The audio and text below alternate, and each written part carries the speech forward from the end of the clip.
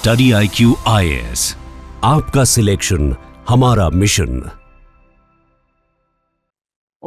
Hello and welcome everyone. And आज हम लोग एक छोटा सा टॉपिक डिस्कस करने वाले हैं, how to exactly answer bouncer question. वो भी डिस्कस करेंगे क्या होते हैं। तो दो कैटेगरीज हैं ऑफ कोर्स, लाइक मैंने अपने लॉजिक से जो देखा है, मेंस के पीवाईक्यूज इतने सारे सॉल्व भी किए हैं बहुत सारे, उनके बेसिस पे बनाए हैं कि दो कैटेगरी ऑफ बाउंसर क्वेश्चन जो मेरे को समझ आए। ऑफ कोर्स इसमें लाइक डिफरेंट टाइप्स भी हैं, but like for ease of understanding we'll keep it limited to two categories. Okay, so who am I? My name is Arsh Singh Chauhan. I've given 4 mains and 2 interviews and I'm an alumnus of IIT Delhi. Just telling you this so that you can rest assured कि मैं जो भी बोल रहा हूँ it is from a very long time of experience. काफी like experience रहा है. I've written almost 3000 questions over the past 2-3 mains, है ना। तो like उतना idea है कि जो analysis है it is coming from a very strong place of experience, failures, mistakes, learnings, है ना। Okay, let's begin. And yes, if you want to contact me, I'm available both on YouTube and Telegram by my name also, right? See, अब सबसे पहले bouncer question का दो categories जो मेरे understanding में मेरे को समझ आई हैं। पहला जो है वो होता है पार्शियल एंड दूसरा होता है फुल। अब partial bouncer, if you try to understand it, it's simply like कि सुना है, आधा पता है क्या है, कॉन्सेप्ट जनरल आइडिया है बट वो स्पेसिफिक नहीं पता है। तो ये सारे टाइप के जो क्वेश्चंस हैं वो आपके पार्शियल बाउंसर्स में आते हैं। एंड थोड़े से ये I would suggest full bouncer से थोड़े ज्यादा डेंजरस हो सकते हैं इन सम केसेस, जहां पे लेट्स से आपको आधा पढ़ा हुआ है, ठीक है, बट पूरा नहीं पता है। तो आधा पढ़ा हुआ में आपको अगर थोड़ा सा भी गलत याद हुआ तो you will write a confidently wrong answer, ठीक है। तो इस वाले केस में कॉन्फिडेंटली रॉन्ग होने की पॉसिबिलिटी बढ़ जाती है, ठीक है, which is I would say more problematic than this, because यहां पे यू हैव लाइक एटलीस्ट एक मॉरल चॉइस है आपके पास कि आप छोड़ सकते हो, ठीक है। फॉर एग्जाम्पल जैसे अभी देखेंगे हम लोग अलीलोपैथी पे क्वेश्चन आया था, ठीक है। तो अलीलोपैथी का जो क्वेश्चन है एनवायरमेंट का क्वेश्चन है, एग्रीकल्चर से भी देख सकते हो पर्सपेक्टिव पॉइंट ऑफ व्यू से। एनीवेज, तो जो भी वो क्वेश्चन आया था अलीलोपैथी पे, तो आपको पता है कि इफ इट्स अ और 15 marker most people are going to leave it, ठीक है, अनलेस आपका किसी का एग्रीकल्चर ऑप्शनल होगा, उन्होंने लिखा होगा 100% श्योर। बट हाँ, बाकी most like 80 to 85% people will leave it, because बहुत कम चांस है किसी ने एक्चुअली पढ़ा हो, ठीक है। हमने साथ में उसके अमेंसलिज्म पढ़ा हुआ है, amensalism we have read environment में, ठीक है, बट एग्जैक्टली अलीलोपैथी उसका एक टाइप होता है वो नहीं पता है, ठीक है। एनीवेज, माय पॉइंट इज कि वहां पे अगर आप छोड़ोगे, you are not taking too much of a gamble in terms of marks, ठीक है। यहां पे अगर आप कॉन्फिडेंटली रॉन्ग आंसर लिखोगे, जो आई थिंक काफी लोगों के साथ ये ट्विस्टर वाले क्वेश्चन में हुआ है। ट्विस्टर वाला क्वेश्चन आई थिंक अभी 25 मीन्स का ही था ज्योग्राफी का, राइट। तो साइक्लोन है, टोर्नेडो है, पता नहीं, इसमें गल्फ ऑफ मेक्सिको का फॉर एग्जांपल रेफरेंस दे दिया था कि गल्फ ऑफ मेक्सिको के रीजन में सबसे ज्यादा क्यों आते हैं। देन यू कैन थोड़ा सा थिंक कि टोर्नेडो हो सकता है, शायद साइक्लोन ना हो, ठीक है। बट पॉइंट इज कि अगर आप वहां पे साइक्लोन के परस्पेक्टिव से लिख दिए, then you know that you are sort of writing a confidently wrong answer, ठीक है। I was partially like an accomplice to that also, मतलब मैंने भी थोड़ा वैसा ही टाइप का आंसर लिखा था इसमें in my last mains। anyways, so आगे बढ़ते हैं हम। तो कैटेगरी 1 में पार्शियल बाउंसर्स में यू नो समवॉट कि आपको एंटर कहां से करना है उस आंसर को, ठीक है। आप लिख लोगे कुछ ना कुछ। फॉर एग्जाम्पल जैसे भक्ति मूवमेंट का चैतन्य महाप्रभु वाला क्वेश्चन आया था, 2018 का था वो, GS1 का। तो वहां पे यू कैन समवॉट राइट भक्ति मूवमेंट पे आपके पास मटेरियल प्रिपेयर्ड होगा पक्का। चैतन्य महाप्रभु पे हो सकता है कुछ कुछ इक्के दुक्की लाइन हो, बट ज्यादा डिटेल ना हो, तो you can still salvage that answer to an extent. Problem वही था कि वो 15 मार्कर था। एनीवेज, बट कुछ ना कुछ लिखा होगा सबने वहां, ठीक है। यहां पे आप वो ये लार्जर कॉन्सेप्ट के बारे में बता दोगे, even if the specifics are not familiar. यहां पे वो ये कि आपको एंट्री पॉइंट ही नहीं पता है, एंट्री पॉइंट इज एलियन, कहां से आप घुसो आंसर में, नहीं आइडिया, ठीक है।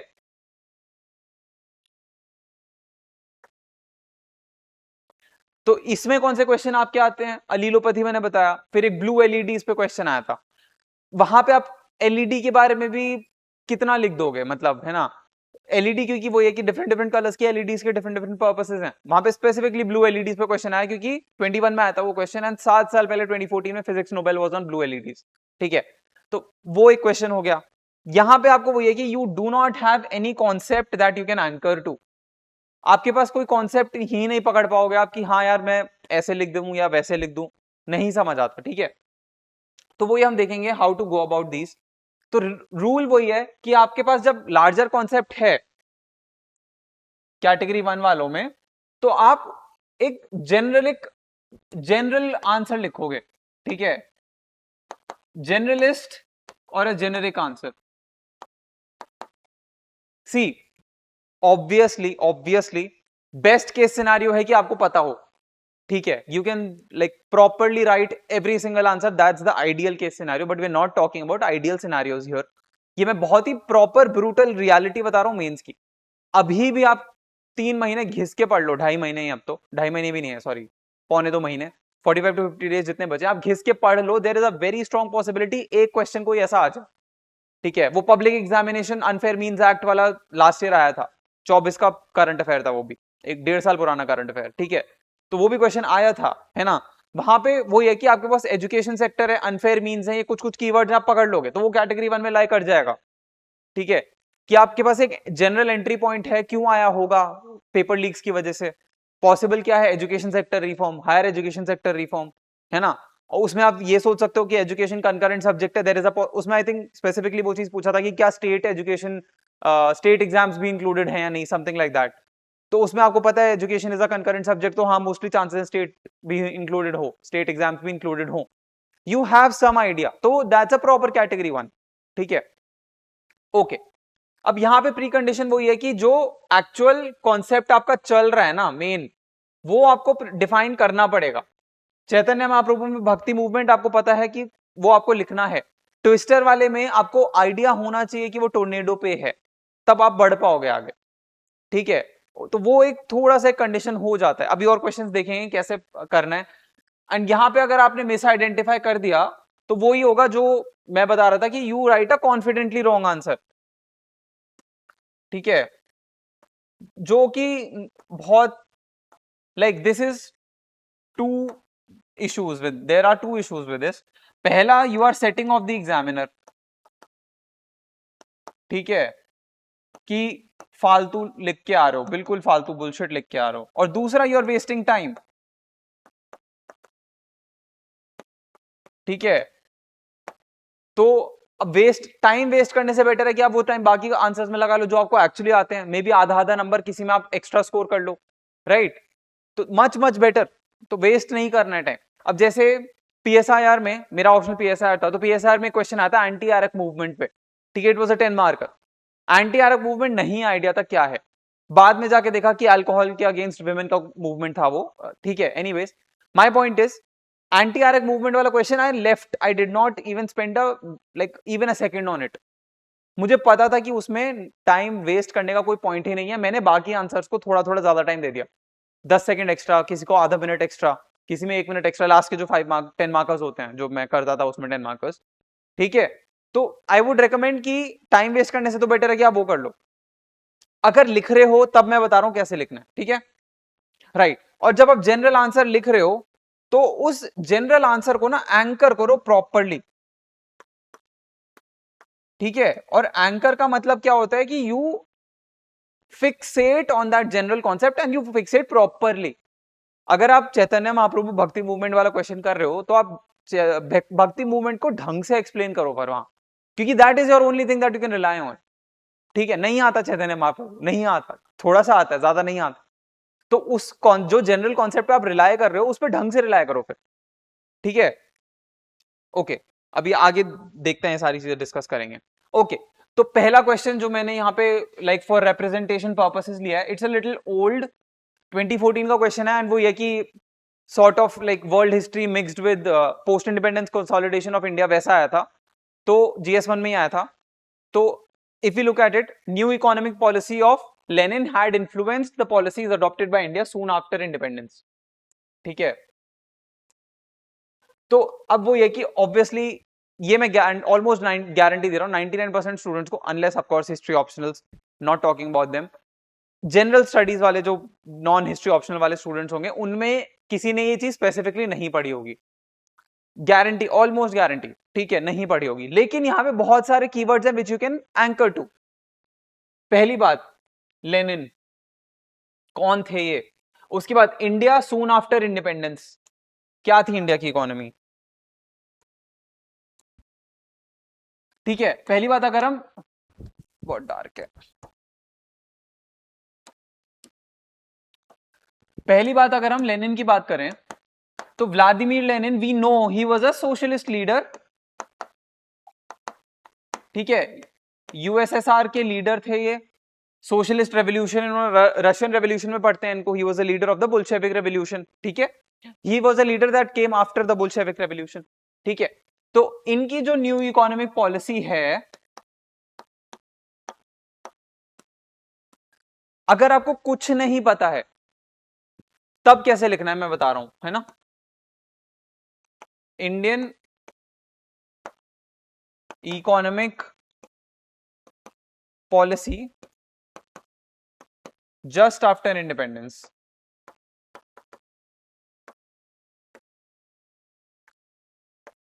क्या था। We had a mixed economy, ठीक है। तो अब वो ये कि आपको एग्जैक्ट तो आपने पढ़ा नहीं है क्या है। अब हमारी जो मिक्स्ड इकोनॉमी है और ये जो है ये सोशलिस्ट थे, तो आप हल्का फुल्का आइडिया लगा सकते हो क्या इन्फ्लुएंस रहा होगा, ठीक है, इंडिया के। अब इंडिया के जो सोशलिस्ट फीचर्स थे इकोनॉमी के, वो क्या क्या थे।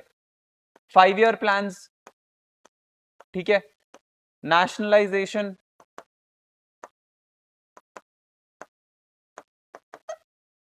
ठीक है, ये थे, तो आप ये लिखोगे। उसके अलावा लेनिन का, अगर आप एग्जैक्टली इस पॉलिसी की डिटेल्स में जाओगे ना, तो यू विल आल्सो सी कि ये पॉलिसी भी थोड़ी मिक्स्ड इकोनॉमी की तरफ थी। It was not a hardcore socialist policy, but आपको वो नहीं पता है एंड आपको परफेक्ट आंसर लिखना भी नहीं है। अगर ये कितने मार्क्स का था, okay I am not written ये कितने मार्क्स का था, बट जितने भी था 10-15 जितना भी था, तो आप 15 अगर लिख रहे हो, 15 का मार्क्स अगर लिख रहे हो, तो आप उसमें 7-7.5 होप भी नहीं कर रहे हो, आप कर रहे हो कि भाई 2.5 से 3 नंबर मिल जाए, 3-3.5 नंबर मिल जाए 15 में से, और 1.5 से 2 नंबर मिल जाए आपको 10 मार्कर में, ठीक है, उसके साथ आपको कोई देने भी नहीं वाला है अगर आपको नहीं आता है तो वही मैं बोल रहा हूँ कि I am talking about the pragmatic reality, I am not talking about the ideal scenario कि हाँ भैया 10 में से हमें 5 नंबर चाहिए, not talking about that scenario. नहीं आता है फिर कैसे करना है, I am telling about that, I am repeatedly saying this कि यहाँ पे अपना आइडियलिस्टिक सिनेरियो नहीं लाना, कोशिश भी मत करना, you do not know about this question, you do not know about this concept, ठीक है। देन आप इतना कर सकते हो कि जो सोशलिस्ट फीचर्स हैं आप वो बोल दो कि इन्फ्लुएंस किया था हमारी इकोनॉमिक पॉलिसी के, चाहे वो अब नेशनलाइजेशन हो गया, आपका 5 ईयर प्लान हो गए, आपका जो स्टेट्स का जो पीएसयू था, पीएसयू ड्राइव था, बहुत हैवी मॉडर्नाइजेशन, ठीक है, पीसी महालनोबिस मॉडल, तो ये इतने सारे जो कीवर्ड्स हैं। फिर हैरड डोमार मॉडल, ये दोनों state centric PSU led modernisation की तरफ फोकस कर रहे थे, ठीक है। उसके अलावा क्या लिख सकते हो, अब नेशनलाइजेशन लिखोगे तो आप नेशनलाइजेशन में एग्जांपल्स डालोगे, bank nationalisation, air India, SBI, ठीक है। 5 ईयर प्लान्स लिखोगे तो जो फर्स्ट सेकंड 5 ईयर प्लान्स थे 51 टू 56, 56 टू 61, उनके जो आइडियाज हैं उनको आप लिखोगे कि वो इन्फ्लुएंस हुए थे लेनिन से। तो even you if you have a general idea about Indian economy का तो है ना आइडिया, लेनिन वाला नहीं है, तो अगर आपको बस ये जनरल आइडिया है तो उसमें जितनी भी सोशलिस्टिक टिल्ट वाली पॉलिसीज थी आप सारे लिख दो, लेनिन से इन्फ्लुएंस हुई थी, लेनिन के इकोनॉमिक प्लान से इन्फ्लुएंस हुई थी, ठीक है। तो that's the idea here, you not aiming to write a perfect answer, you are just aiming कि आप you get by and you move on to the next question. और हाँ, ये मैं इन जनरल बोल रहा हूं, do not waste time on these questions, ठीक है, वेरी इंपॉर्टेंट। दिख रहा है, नहीं दिख रहा है,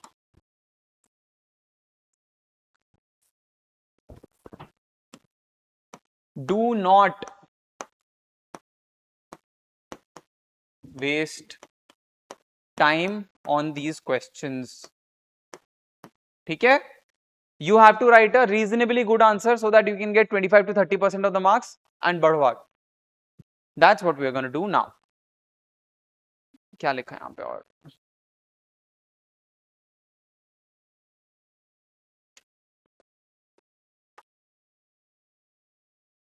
पब्लिक सेक्टर अंडरटेकिंग्स, ठीक है, state took the commanding Heights, planning through the 5-year plans, state regulation alongside private sector, yes, but you do not know that Lenin's economic plan was sort of promoting the private sector also, तो वो वाला part आप नहीं लिख पाओगे obviously, ठीक है, ठीक है। नेक्स्ट यही है bhakti movement, received a remarkable reorientation with the advent of Sri Chaitanya Mahaprabhu, ठीक है। तो when I read this, when I was preparing and जब मैं मेंस की PYQs कर रहा था, when I read this question for the first time, मेरे को श्री चैतन्य महाप्रभु के बारे में कुछ कुछ हल्की फुल्की चीजें आइडिया थी, ठीक है। तो अभी उनको भी हटा देते हैं, अभी just in general let's assume you do not know anything about him, तो ये इन जनरल वर्क करेगा बाकी लोगों के साथ भी, ठीक है। फॉर एग्जाम्पल जैसे रविंद्रनाथ टैगोर एंड महात्मा गांधी के नेशनलिज्म एंड एजुकेशन के व्यूज पे लेके GS1 का PYQ है 23 या 24 का, ठीक है। उसके अलावा अभी हम देखेंगे ज्योतिराव फूले का ideas regarding upliftment of the vulnerable sections during the social religious reform movements, उस पे क्वेश्चन है 25 का ही GS1 का PYQ है। तो ये सारे क्वेश्चंस में आपको थोड़ा जनरलिस्ट आंसर ही लिखना है अगर स्पेसिफिक नहीं पता है तो। अगेन अगर स्पेसिफिक पता है please go ahead with that, that's the best case scenario, but since नहीं पता है we are going to talk about the general bhakti movement. आप इसके जनरल लिख दो ना, ओरिजिन्स क्या थे कि 9th-10th सेंचुरी, ये आपका इंट्रोडक्शन में जाएगा, ठीक है, कि ओरिजिन 9th-10th सेंचुरी था, फिर उसके बाद it expanded across India and 15th-16th century was the peak, और ये था तमिलनाडु में, present day Tamil Nadu. 15th-16th century was the peak, है ना। उसके बाद आप मैप बना दो इंडिया का, भक्ति मूवमेंट में तो अच्छा मैप बनता है इंडिया का।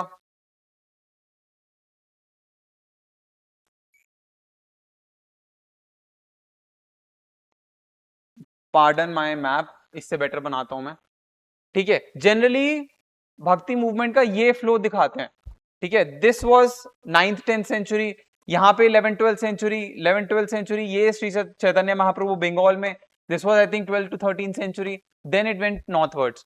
तो ये मैप बना के इसमें आप 2-3 जो भक्ति सेंट्स आपको आइडिया हैं, मीराबाई यहाँ पे लाल डेड, है ना, तुकाराम, रामानुजाचार्य, यहाँ पे आई एम फॉरगेटिंग तमिलनाडु के कोई specific, Ramanujacharya was from Tamil Nadu I think, ठीक है। जो भी थे उनके आप कुछ कुछ मार्क कर दो, उनके ईयर्स मार्क कर दो, उनके रीजन्स मार्क कर दो, तो you have another value addition. उसके बाद आपको दिखाना है कि भक्ति मूवमेंट का रीओरिएंटेशन कैसे हुआ श्री चैतन्य महाप्रभु के अंदर, ठीक है। तो उसमें उससे पहले यू कम टू दैट भक्ति मूवमेंट के कुछ जनरल फीचर्स लिख दो, 15 मार्कर था, पेज भरने पड़ेंगे, ठीक है, at least you try since you do not know a lot about him, then you write the general features of bhakti movement. उसमें आप लिखोगे, ठीक है, जनरल फीचर्स में लिखोगे वर्नाक्युलर, ठीक है, डिवोशन, फिर वर्नाक्युलर में आप लिखोगे सॉन्ग्स, पोएट्री, है ना। डिवोशन लिखोगे, devotion was the main focus. Then nirvana में आप फिर सगुण और निर्गुण लिख दो, अलग अलग जो टाइप के सेंट्स थे, at least you are expressing your knowledge general, ठीक है। फिर उसके बाद आप वो लिख दो कि जो नैनर्स एंड अलवर्स थे, है ना, वहां पे आपका एक और कैटेगरी ऑफ डिवीजन आ गया, तो उनमें अलवर्स के जो वर्क्स थे कुछ कुछ वो लिख दो, नैनर्स के जो वर्क्स थे कुछ कुछ वो लिख दो, नालाइरा दिव्य प्रबंधम के बारे में लिख दो आप, है ना, तिरुमुरई के बारे में लिख दो। तो ये जनरल नॉलेज आपका जा रहा है भक्ति मूवमेंट का। Then when you come to the Shri Chaitanya Mahaprabhu वाला पार्ट, मुझे उतना याद था कि he was from Bengal and he started bhajans, literally these are the only 2 things I knew about him, ठीक है, when I was practicing। तो आप इनके ही फोकस पे लिखो कि उन्होंने म्यूजिक एंड डिवोशन को मिक्स किया, कि कीर्तन एंड भजन स्टार्ट करे, उसके बाद बंगाली लैंग्वेज को प्रमोट किया, then try and associate with उस रीजन के और क्या क्या क्या कल्चर्स हैं, कि ही प्रमोटेड उस रीजन के जो लोकल आर्ट्स एंड क्राफ्ट्स हैं, वहां के जो म्यूजिक एंड फोक डांसेस हैं, है ना। तो वो ये कि इनमें से कोई भी आप ये नहीं बोल सकते कि 100% गलत है, जनरल चीजें आप लिख रहे हो and that's what you have to write, okay. I think that is pretty much it what I had to say about this. अब वो स्पेसिफिक में जाओगे आप तो he was there 15th to 16th centuries. Gaudiya Vaishnavism center around devotion to Krishna, sankirtanas and bhajans, congregational singing, ठीक है, chanting divine name, reorientation to collective, ecstatic, public egalitarian form of worship. हाँ egalitarianism लिख सकते हो but I think वो भक्ति movement में again egalitarianism and non-discrimination were quite the trend amongst most saints. But हाँ यहाँ पे आप उस चीज पे फोकस ला सकते हो definitely. Okay next Jyotirao Phule's writings and efforts of social reforms touched issues of almost all subaltern classes. ठीक है 2025. सी इसमें अगेन आपको अगर वही again I am repeating Jyotirao Phule के एग्जैक्ट वर्क्स पता है प्लीज राइट देम. मेरे को कुछ पता थे. मेरे को स्पेसिफिकली उनका गुलामगिरी एंड सत्यशोधक समाज तो आई थिंक सभी पढ़ते हैं प्रीलिम्स के टाइम पे. गुलामगिरी पता था, शेतकऱ्याचा आसूड पता था, सावित्रीबाई फूले के साथ जो उनके कुछ इनिशिएटिव्स थे वो पता थे. ठीक है कुछ चीजों का आइडिया था मेरे को. बट अगर आपको नहीं भी पता, if let's say this is a leader you did not read about, then जो ये इनका ये कीवर्ड है, दिस इज द कीवर्ड. ठीक है ऑलमोस्ट ऑल सबॉल्टन क्लासेस. इसमें आप ऑलमोस्ट ऑल सबॉल्टन क्लासेस को ले लो. ठीक है कास्ट बेस्ड दलित्स को ले लो, जेंडर बेस्ड विमेन को ले लो. ठीक है children with the focus on girl child ले लो. ठीक है तो these actually were the social groups that he focused on the most. ठीक है anti discrimination was like embedded, like very fundamentally embedded in his ideologies. जो ये उनके जो works हैं they are completely like very revolutionary उस point of view के उस point of time के हिसाब से mid 19th century somewhat है ना. उसके बाद women, he fought for widow remarriage also. He was very instrumental in getting the Widow Remarriage Act 1856. नहीं भी पता है एटलीस्ट आप ये लिख सकते हो कि विमेन स्पेसिफिक उन्होंने कुछ किया. ठीक है उनके बाद उनकी वाइफ के साथ उन्होंने विमेन गर्ल चिल्ड्रन के लिए स्कूल स्टार्ट किया था, संस्कृत स्कूल स्टार्ट किया था. तो you can at least have an idea in general. ठीक है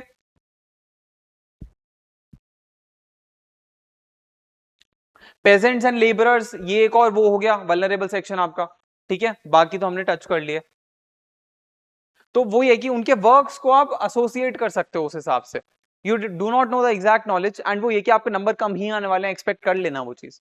बस वही कि कम में आपको मैक्सिमाइज करना है कि अगर 2 वो दे रहे हैं तो 2 का 2.5 बनाना है आपको. एंड मैं I am telling you half mark का ही फाइट है मेंस में इस टाइम पे. The competition is like that. You have to fight for that half mark, absolutely brutally fight for that half mark. Okay next question, salience of sect in Indian society vis-a-vis caste, region and religion. See, अब ये question थोड़ा straight forward ही था, most लोगों को पता था कि क्या है, but some students actually got confused in this question including me. Not a lot, but थोड़ा सा मेरे को लगा था कि सेक्ट क्या होता है. मेरे को इतना पता था कि sect is like a group within a group types. कि अगर हम रीजन या रिलीजन की बात कर रहे हैं तो within a religious group a smaller sub group will be a sect. ठीक है which is true also. But sect का ना एक बहुत इंपॉर्टेंट चीज है कि ये जो पार्ट है ना कि it is like a sub group within a large religious और ideological tradition around a particular teacher, doctrine और a practice, sometimes diverging from the mainstream. This is a very important part of the definition of sect. क्यों? क्योंकि अगर आप originally जो श्रमण tradition के religions हैं, जो हेटेरोडॉक्स रिलीजन्स हैं from the Mahajanpad era, Buddhism and Jainism, they originally emerged as sects of the उस टाइम पे जो वैष्णवाइट ट्रेडिशन था. ठीक है एंड वैष्णवाइट एंड शैविज्म का जो ट्रेडिशन था वो उस टाइम एग्जिस्ट करता था. वैदिक रिलीजन्स वर देयर. ठीक है उनसे ही ये आए थे आपके वैष्णवाइट एंड शैवाइट रिलीजन्स एंड वहीं से आपका वर्णा सिस्टम भी इमर्ज हुआ था. तो यहां से सॉर्ट ऑफ एक डिफरेंट आइडियोलॉजी वो प्रमोट करी थी बोथ बुद्धा एंड महावीरा ने, which emerged in the form of Buddhism and Jainism. Both were originally sects. ठीक है तो ये डेफिनेशन इंपॉर्टेंट हो जाती है. मेरे को ये पार्ट डेफिनेशन का नहीं पता तो मैंने उस पर फोकस नहीं किया. मैंने उस हिसाब से बस एक बार रिलीजन में खोल दिया विद एग्जांपल, एक बार रीजन में खोल दिया और एक बार कास्ट में खोल दिया. तो वो ये कि जब आपको स्पेसिफिक्स नहीं पता है आप जनरल पे जाओ. एग्जाम्पल्स डालो, जनरल एग्जाम्पल्स डालो, जेनेरिक एग्जाम्पल डाल दो, बिल्कुल जेनेरिक एग्जाम्पल डाल दो। अगेन आइडिया इज दैट कि अगर आपको 15 में से वो 3 दे रहे हैं तो आपको 6 के लिए तो एम करना ही नहीं है, टाइम वेस्ट करना ही नहीं उतना, 3 का आपको 4 तक लेके जाना है मैक्स टू मैक्स अगर पॉसिबल हुआ तो, and that's what you are aiming for here. Okay ठीक है, अब ये आपका यार ट्विस्टर्स का question, majority of twisters in the Gulf of Mexico. ठीक है, अब इसमें कंफ्यूजन वही हुआ कि साइक्लोन लिख दें कि टोर्नेडो लिख दें, और साइक्लोन टोर्नेडो का डिफरेंस भी कई लोगों को ढंग से नहीं पता। ठीक है, तो मैंने थोड़ा सा, I was not very 100% clear about this, मैंने हल्का सा साइक्लोन का प्रॉपर्टीज भी लिख दिया इसमें, ऑल्दो आई हैड रिटन कि टोर्नेडो होता है, बट थोड़ा सा साइक्लोन का प्रॉपर्टीज लिख दिया which was not exactly accurate. And cyclone का मैंने प्रॉपर्टीज क्या लिखा, अगर आप ट्विस्टर को देखोगे टोर्नेडो होते हैं वो बेसिकली, तो tornadoes are very small, like उनका जो वो होता है, जो आई का डायमीटर होता है वो बहुत कम होता है। साइक्लोन्स का डायमीटर जो आई का होता है that goes in kilometres, 8 to 9 kilometres. Tornadoes are very small, उनका होगा 1 किलोमीटर मैक्स। ठीक है, 1 किलोमीटर से भी जनरली कम ही रहे। ठीक है, तो they are generally formed due to bigger storms, bigger storms के छोटे पार्ट होते हैं टोर्नेडोज या ट्विस्टर्स जो भी आप कह लो। ठीक है, मैंने हल्का सा साइक्लोन का डाल दिया था कि वर्टिकल विंड शेयर नहीं होना चाहिए, एंड जो लो प्रेशर जोन है, लो प्रेशर जोन चलो बनता ही है, but vertical wind shear for example नहीं होना चाहिए। सो साइक्लोन्स जो है वो बहुत जल्दी डिस्पर्स कर जाते हैं अगर वर्टिकल विंड शेयर होता है तो। टोर्नेडोज में vertical wind shear is very important, उनका रोटेशन का फोर्स ही वहां से आ रहा होता है, तो वो एक पार्ट गलत हुआ होगा। But anyways my point is कि if you know general idea tornado क्या है, जनरली कहां पे पाया जाता है, क्यों पाया जाता है गल्फ ऑफ मेक्सिको में, आप लिख सकते हो। ठीक है, अब वो ये कि इसके कुछ कुछ स्पेसिफिक्स हैं कि कोरियोलिस फोर्सेस में इतना इंपॉर्टेंट नहीं है for example, because again it's very small compare to bigger cyclones, but ठीक है, you do not know that, you skip that part.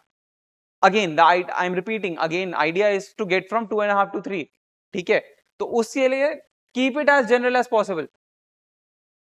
Okay, हाँ बाकी गल्फ बेल्ट क्यों है वो सिमिलर है, रीजंस थोड़े साइक्लोन के, वार्म है, मॉइस्ट है, एंड यहाँ पे जो अगर आप वहां पे देखोगे तो बहुत सारे जो नॉर्थ से आपका वो लैब्राडोर सी करंट आ रहा होता है, नीचे से आपका गल्फ स्ट्रीम जा रहा होता है, तो उस रीजन में बहुत ज्यादा आपके एयर मासेस भी होते हैं एंड फॉग भी होता है because of mixing of warm ocean currents and cold ocean currents. वहां पे it gives rise to the warm and moist atmosphere, climate, weather, localized weather, which can actually lead to twisters। ठीक है, तो वो ये कि यहाँ पे आप थोड़ा सा जनरल आइडिया लगाओगे तो पहुंच सकते हो वहां तक, बट वो ये कि एग्जैक्टली नहीं पता, it's completely fine. Okay, next question is, ये फिर से थोड़ा पुराना क्वेश्चन है 2014 का, but I have taken it for representation purposes. Though 100% FDI is already allowed in non-news media, the government is mulling increased FDI in news media. Difference would it create? ठीक है, सी अब अगर आपको जनरल आप यहां पे पता लगा लोगे कि मीडिया एफडीआई के बारे में बात हो रही है, ठीक है, आपको मीडिया के बारे में पता है कि मीडिया के जो प्रॉपर्टीज हैं, पैरामीटर्स हैं, क्या होते हैं, फ्रीडम ऑफ स्पीच है ना, the media as the fourth state of democracy है, आपका आर्टिकल 19 एसोसिएट कर सकते हो उससे, आर्टिकल 19 में भी फ्रीडम ऑफ स्पीच भी, फ्रीडम ऑफ प्रोफेशन भी, सब कुछ एसोसिएट कर सकते हो उससे। कुछ कुछ आपको केस लॉस पता है, इंडियन एक्सप्रेस का वाला एक्ट जो एक कोर्ट जजमेंट है regarding freedom of speech and expression of the press, है ना, रोमेश थापर है, ये सब आपको पता है, मीडिया के बारे में पता है। एफडीआई के बारे में आपको पता है, ठीक है, फॉरेन डायरेक्ट इन्वेस्टमेंट होता है आपका, अगर इन्वेस्टमेंट सेंटिमेंट बढ़ाओगे तो एफडीआई बढ़ेगा, एफडीआई बढ़ेगा तो फॉरेक्स आता है, फॉरेक्स आता है तो इंडियन रुपी थोड़ा है उसको एक क्वेश्चन मिलता है ना, आपका जो डेप्रिसिएशन ऑफ इंडियन रुपी है वो कम होगा, it is good for the capital account of the country, है ना, ऑफ द गवर्नमेंट बजट, ठीक है, बैलेंस ऑफ पेमेंट के लिए अच्छा होता है, जो भी है।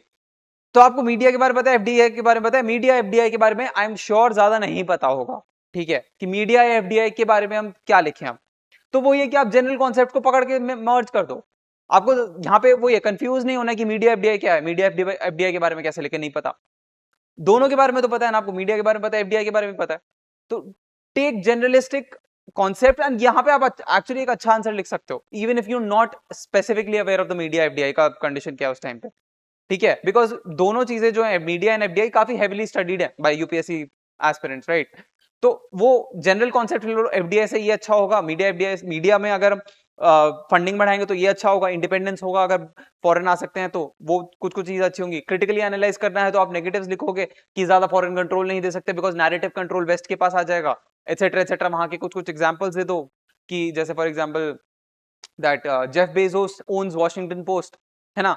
तो वो ये कि वहां पे बिलियनर्स का जो कंट्रोल है मीडिया नैरेटिव पे वो बहुत स्ट्रांग है, इंडिया में वो चीज हो जाएगी। तो लिख सकते हो आप जनरल कॉन्सेप्ट्स लेके भी अच्छा आंसर लिख सकते हो। The point is that okay.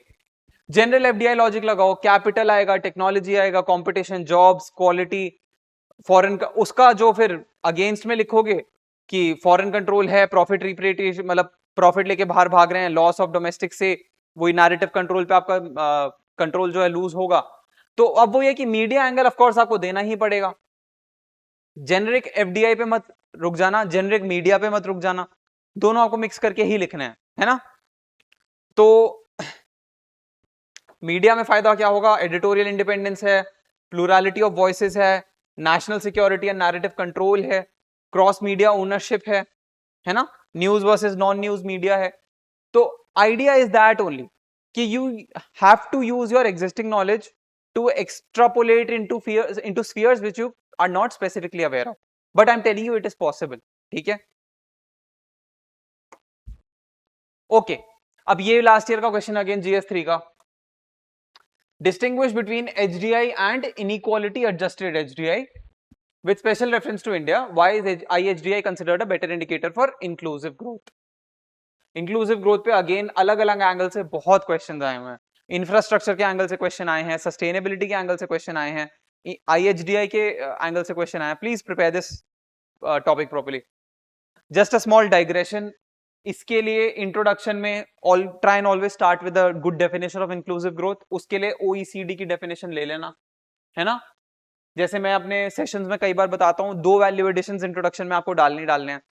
ठीक है, तो if you are putting a definition with a source, तो सोर्स जो है एक वैल्यू एडिशन हो गया, plus you put an example तो आपका वो सेकंड वैल्यू एडिशन हो गया। ओके ठीक है, डाइग्रेस नहीं करेंगे। एनीवे तो HDI आपको पता है 3 चीजें होती हैं, health, education, quality of life. ठीक है, हेल्थ होती है मेजर आपकी लाइफ एक्सपेक्टेंसी से, एजुकेशन आपकी होती है mean and expected years of schooling से, एंड क्वालिटी ऑफ लिविंग होती है पर कैपिटा इनकम से। ठीक है, तो जनरल बहुत ही सिंपल इंडेक्स है HDI, ज्यादा मुश्किल नहीं है याद करना। ठीक है, तो यहां पे आपको HDI पता है, इनइक्वालिटी का मतलब आई एम श्योर पता होगा, सबने ऑक्सफैम का रिपोर्ट पढ़ा है। ठीक है, कि 39% of Indian wealth is with top richest 1% of the country, है ना, सभी ने पढ़ा है इनइक्वालिटी का हाल क्या है इंडिया में। ओके, IHDI अगर स्पेसिफिकली नहीं भी पढ़ा है, you can very well extrapolate both these concepts to write a good answer, very good answer in fact. ठीक है, तो IHDI बेसिकली वो है कि अगर कोई इनइक्वालिटी नहीं होगी then IHDI will equal HDI, but of course that's a very very idealistic scenario, ऐसा कभी नहीं होता कि इनइक्वालिटीज एग्जिस्ट ही नहीं करेंगी। Okay, the wider the HDI to IHDI gap the bigger the inequality loss. ठीक है, ये भी थोड़ा इंटुइटिव है, inequality adjusted HDI and inequality is a bad thing, HDI is measure something good. तो आपको पता है कि जितनी ज्यादा इनइक्वालिटी होगी उतना ज्यादा आपका HDI जो है एडजस्ट होगा, उतना एडजस्ट होगा तो उतना कम होगा या उतना डिफरेंस आएगा at least with the normal HDI। ठीक है राइट, तो अब वो ये कि आपको यहां पे डिस्टिंग्विश जब करना है तो आप जनरल आइडिया लिख दोगे कि आप HDI के, आप पहली बात आपको स्टार्ट कैसे करना है इंट्रोडक्शन इसमें HDI की डेफिनेशन से, एंड ऑफ कोर्स इंडिया की लेटेस्ट UNDP HDI जो इंडेक्स है उसकी रैंकिंग से, है ना। ये तो बेसिक आपको आइडिया है, I am hoping. Then when you are starting to differentiate you make a table. ठीक है, आपको जब डिफरेंशिएट करना है you make a table, and when you making the table आप HDI के जो पैरामीटर्स हैं वो लिखोगे, आप वहां लिखोगे कि all of these parameters are adjusted by the inequality in the country. ठीक है, फिर इनइक्वालिटी का एक और मेट्रिक डालो वहां पे, ऑक्सफैम रिपोर्ट जो मैंने अभी बताया। तो ये आपके कुछ कुछ डिफरेंसेस प्रिपेयर हो रहे हैं, वहां पे फिर आप कुछ कुछ एग्जांपल्स डाल सकते हो कि HDI के फॉर एग्जांपल इंडिया में जैसे अगर आपको स्कीम्स डालनी है वो डाल सकते हो, IHDI में आप थोड़ी इनइक्वालिटी फोकस्ड स्कीम्स डाल सकते हो। तो वही अगेन कि एग्जैक्टली पता होगा तो आप एग्जैक्ट लिखोगे, बट एग्जैक्ट नहीं पता, we are trying to make the best of what the knowledge that we have. ठीक है ओके, राइट उसके बाद कि why is ISDI considered a better indicator of inclusive growth? I think ये straight forward है, थोड़ा सा खुद से लिख सकते हैं कि इंक्लूसिव ग्रोथ में आपका रीजन, कास्ट, क्लास, लैंग्वेज, उनके बेसिस पे equitable distribution of the fruits of growth of a country, तो वो इंक्लूसिव ग्रोथ होती है। Inclusive growth obviously ISDI better measure करेगा बिकॉज ISDI में आपके इनइक्वालिटीज इनबिल्ट हैं ऑलरेडी। ठीक है, okay okay. Next question is tax expenditure. ये अगेन थोड़ा पुराना क्वेश्चन है but I took it for representation purposes, 2013 का क्वेश्चन है। ठीक है, तो टैक्स एक्सपेंडिचर क्या होता है? अब यहां पे आपको पता है कि गवर्नमेंट की बजटरी फिस्कल पॉलिसी से कुछ कुछ रिलेटेड है, टैक्स है। तो अब बहुत जल्दी आप, एटलीस्ट मेरा दिमाग उस डायरेक्शन में जाता है कि एक्सपेंडिचर मतलब कि गवर्नमेंट जो खर्चा कर रही है टैक्स कलेक्शन में, वो हो गया। ठीक है, but if you actually look at the definition of this, तो this actually means revenue forgone by the government when it gives exemptions, deductions, rebates, concessions, etc. जब गवर्नमेंट ये सब सब्सिडी, टैक्स सब्सिडीज और स्कीम्स लाती है, for example जैसे अभी वो है आपका जन विश्वास एक्ट, जन विश्वास एक्ट में कुछ कुछ there are subsidies on taxes, like retrospective taxation के जो गवर्नमेंट के डिमांड्स है उन पे कुछ कुछ छूट दे रही है गवर्नमेंट, है ना। तो those exemptions, concessions, deductions etc. they actually lead to revenue foregone for the government. revenue foregone का मतलब होता है कि जो गवर्नमेंट रेवेन्यू जनरेट कर सकती थी बट नहीं कर पाई बिकॉज ऑफ exemptions। ठीक है, तो वहां पे जो आपका पैसा लॉस हो रहा है गवर्नमेंट का, दैट इज टैक्स एक्सपेंडिचर। तो ये मैंने क्वेश्चन क्यों डाला है, बिकॉज यहां पे आपका जो मैं स्टार्टिंग से बोल रहा था, जो कॉन्फिडेंटली रॉन्ग वाला आंसर है ना, वो यहां पे बहुत तेजी से आ सकता है। ठीक है, तो you don't have to do that. तो ये कैटेगरी 1 में मैंने डाला हुआ है, बट अगर आपको लग रहा है कि नहीं पता है, नहीं समझ आ रहा है, छोड़ दो, it is okay. Writing a confidently wrong answer, जैसे मैंने बोला, you are wasting time plus you are irritating the examiner both, तो लॉस लॉस है वो। इसका टाइम लेके कहीं और बेटर स्पेंड कर लो। बट हाँ, अगर थोड़ा सा आइडिया है, रेवेन्यू फोरगोन हो सकता है, अगर आप उतना लॉजिक लगा सकते हो, जो कि आई थिंक बहुत फार फ्रॉम लाइक इंटुइटिवनेस नहीं है, इंटुइशन से आप पहुंच सकते हो शायद उस लॉजिक तक, बट अगर पहुंच सकते हो then please of course generic answer लिख दो टैक्स एग्जेम्पशंस के, या फिर जेनरिक आपके डिडक्शंस क्या होते हैं, है ना, जो भी वो फॉर्म के डिडक्शंस होते हैं etcetera etcetera. I am not exactly aware कौन से सेक्शंस होते हैं, but yes, deductions on home loan interest, concessions to developers, tax expenditures and ये सब टैक्स एक्सपेंडिचर्स हैं जो आपके स्टार्टअप्स को टैक्स हॉलिडेज मिलते हैं, SEZs में जो टैक्स हॉलिडेज मिलते हैं। Okay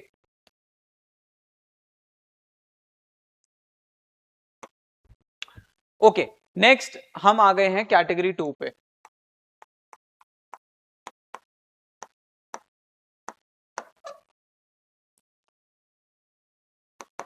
C, regarding answer writing now, I am a very big votary of using your emotions, and using your emotions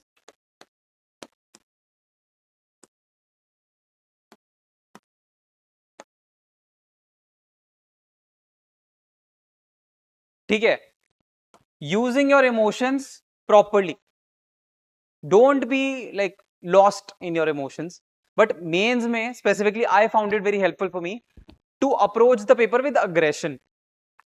ठीक है, और अग्रेशन को आप पॉजिटिवली चैनल करो टू राइट फास्ट, लाइक पागलों की तरह लिखना है आपको वहां पे। ठीक है, क्योंकि अगर आपको वर्ड्स फुलफिल करने हैं, पेपर फुल सारे फिल करने हैं, and you have to value addition proper करते हुए लिखना है, आपको सारे आंसर्स लिखने हैं, कुछ नहीं छोड़ना है, बहुत स्पेसिफिक वैल्यू एडिशन लिखना है, डिमांड मीट करनी है, make sure that you are approaching the paper with aggression. अगर जो नहीं कर रहा है ना, try this, it actually will help, guarantee guarantee it will help. ठीक है, however having said that, aggression should be differentiated from ego। ठीक है, मैंने बड़ा जानबूझ के कर दिया, one shall not miss this। Aggression और ईगो में डिफरेंस है, एंड डिफरेंशिएट करो। ईगोइस्टिक होके पेपर अप्रोच नहीं करना है, अग्रेसिव वे में पेपर अप्रोच करना है। तो अगर आप ईगोइस्टिक वे में अप्रोच नहीं करोगे, तो जो ऐसे क्वेश्चंस होते हैं कैटेगरी 2 वाले, you can actually think of leaving them. ठीक है, मेरा मत सुनो, एग्जाम्पल ले लो, आकांक्ष धुल के पेपर्स आई थिंक सभी ने देख लिए होंगे, मेंस जो दे रहे हैं इस बार, ठीक है। He has got close to 480 marks in GS, ठीक है, रैंक 3 दिस टाइम। तो आकांक्ष धुल के पेपर्स अगर आप देखोगे, उसमें उनके अभ्यास के पेपर्स देखो, ही हैज लेफ्ट क्वेश्चंस, ठीक है। आई थिंक 1 क्वेश्चन उन्होंने एक से ज्यादा पेपर में छोड़ा हुआ है, ठीक है। उसका मतलब क्या है, he focused on what his strengths were, ठीक है। अगर कोई क्वेश्चन नहीं आ रहा है, इट इज ओके, आप छोड़ दो। अगर आपको मले पेनिनसुला का डीकोलोनाइजेशन नहीं आइडिया है, डोंट माथापच्ची क्यों करनी है वहां। मैप बना दोगे ज्यादा से ज्यादा आप साउथ ईस्ट एशिया का, मलेशिया मार्क कर दोगे उसमें, ठीक है, कर दो इतना, like it will take you probably 15 seconds 20 seconds. Introduction पता है, कुछ लिख दो, कभी अगर ईयर रफली आइडिया है लिख दो, ठीक है। बट डोंट वेस्ट टाइम की इसमें लिखूं क्या, कैसे लिखूं। अगर आप इस ऐसे क्वेश्चंस में 1 से 1.5 मिनट से ज्यादा स्पेंड कर रहे हो, then you are doing disservice to yourself, don't do it, ठीक है। अलीलोपैथी मैंने बताया, 2014 physics Nobel for blue LEDs, ठीक है। आपका सिमिलर वो पब्लिक एग्जामिनेशन वाला, चलो कैटेगरी 1 है, उसमें आप कर दोगे कुछ ना कुछ। बट हाँ, ऐसे जो क्वेश्चंस हैं, leave them, there is no shame, nothing to lose. बाकी क्वेश्चन में हल्का हल्का ज्यादा फोकस कर लो, जैसे मैं बता रहा था स्टार्टिंग में, ओके। बट वही ये ध्यान रखो कि मेंस में कोई नेगेटिव मार्किंग नहीं है, ठीक है। नेगेटिव मार्किंग नहीं है, इसका मतलब वही है कि जो मैं बोल रहा हूं, जैसे आप इंट्रोडक्शन लिख के डायग्राम बना रहे हो, ठीक है, 1 से 1.5 मिनट आप उसमें स्पेंड कर लो, ठीक है, वहां पे आपको डरने की जरूरत नहीं है, ठीक है।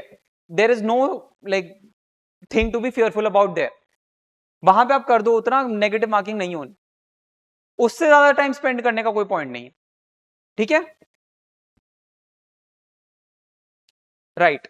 This is very important, do not bluff, do not invent specific, do not burn 7 8 9 10 11 minutes based on 10 11 marker जो भी है, कि आप कुछ लिख दो, ठीक है।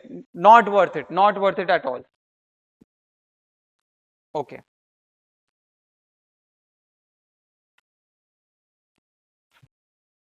ये अपने बोर्ड पे लिख लो सामने, जो आधा आधा नंबर आप ले लोगे ना इसमें, ऐसे क्वेश्चंस में, अगर आप उसके आगे टाइम स्पेंड करोगे, 1 1.5 मिनट में, लेट्स से आपको आधा नंबर या 1 नंबर मिल गया ऐसे क्वेश्चन में, उसके आगे जो आपका टाइम है ना, उसका जो डिमिनिशिंग यूटिलिटी है, वो इतना रैपिडली डिमिनिशिंग यूटिलिटी है कि it will be complete waste of time, ठीक है, लाइक आई सेड। तो आपका जो आधा 1 नंबर मार्जिनल मार्क्स मिल रहे हैं, ठीक है, प्लस आपका जो टाइम बचा रहे हो, वो आपको बहुत ज्यादा कंपाउंडिंग रिटर्न्स देंगे बाकी पूरे पेपर में। Spend 1 minute extra on an answer that you know well, extra value additions डाल दो उसमें, एक्स्ट्रा एक डायग्राम बना दो उसमें, एक्स्ट्रा एक फ्लो चार्ट बना सकते हो बना दो, ठीक है। स्पेसिफिकली डिमांड का एक पॉइंट एक्स्ट्रा लिख पा रहे हो लिख दो, थोड़े वर्ड्स बढ़ा दो उस आंसर में, बी वेरी स्मार्ट। एंड ये सब प्रैक्टिस से ही आएगा यार, प्रैक्टिस। एंड वो है कि I always say for content, for answer writing structure and for revision, daily answer writing is very good, do that. But time pressure में लिखने के लिए हमेशा एफएलटीज प्रैक्टिस करो एंड कर लो, एटलीस्ट 8 एफएलटीज लिख लो अदर देन अभ्यास, ठीक है। बहुत जो बिल्कुल न्यू है उनके पास नहीं है, 4 तो लिख लेना अभ्यास के बिना। बट हाँ, अभ्यास के बिना 4 लिख लेना, प्रैक्टिस होनी चाहिए। अभ्यास is the will be should not be the first FLT that you go and right on the centre, ठीक है। 4 एफएलटी उससे पहले लिख लो, एटलीस्ट 4, ठीक है। बट हाँ, आर्ट के ऊपर भी फिर बहुत ज्यादा ओवर मत कर देना, हैव योर बैलेंस, ज्यादा लग रहा है ज्यादा लिख लो, इट्स फाइन। बट हाँ, make sure you are analysing your answers also, that's also very important. ये आई थिंक मैंने अपने पीवाईक्यू सेशंस में बोला था, answer writing is important, answer analysis and critical analysis and value additions and enrichment is also very important, perhaps a little more important than answer writing. I've realized this, like I told, I've written more than 3000 to 4000 3500 questions, lagbhag 3000, not 3500, to 2500 to 3000 questions लिखे हैं मैंने over 3 mains, 3 to 4 mains, ठीक है। मिला के इतने definitely ज्यादा ही हो गए होंगे शायद। माई पॉइंट इज, अगर एनालाइज नहीं करोगे, then you are making a habit of writing in a wrong manner या फिर इन अ सब पार मैनर, ठीक है। आप वो अपनी मसल मेमोरी जो बना रहे हो, वो गलत आंसर लिखने की मसल मेमोरी बना रहे हो, तो you are repeating the same mistakes again and again, ठीक है। तो idea is you write, you fail fast, इसमें क्या गलती करी है, एंड यू लर्न फास्टर, ठीक है, ये भी एक अच्छा कीवर्ड है, लिख लो। यू राइट क्विकली, ठीक है, fail fast and learn faster, very important, ठीक है। दैट इज आई थिंक हो गया ना, yes that is pretty much it from my side. या तो वही कैटेगरी 1 एंड कैटेगरी 2 का generally you have to do it properly and identify it properly. Baki, that is it, pretty much it from my side. I hope everyone found this video to be useful for mains 2026. And of course, like agar if you want to reach out to me personally, then I'm available both on YouTube and Telegram, like I mentioned, through my name. Baki, I'll see you in the next class. Cheers everyone, all the best and all the best, all the best, all the best for mains. I'll see you, bye.